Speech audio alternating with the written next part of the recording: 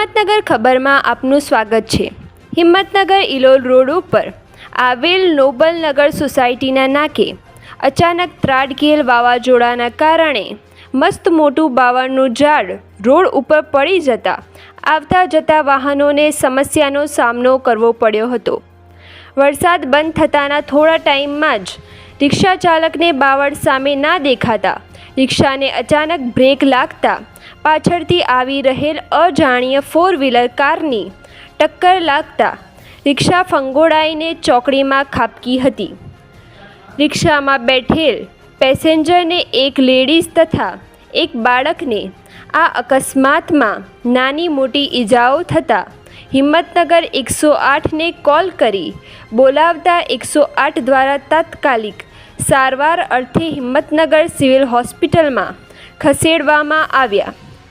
જો કે હાલમાં બાવળના ઝાડને સ્થાનિકો દ્વારા ખસેડીને રોડ સાઈડમાં નાખી દેવામાં આવેલ છે। રિપોર્ટર મંજૂર ખણુસિયા, હિંમતનગર।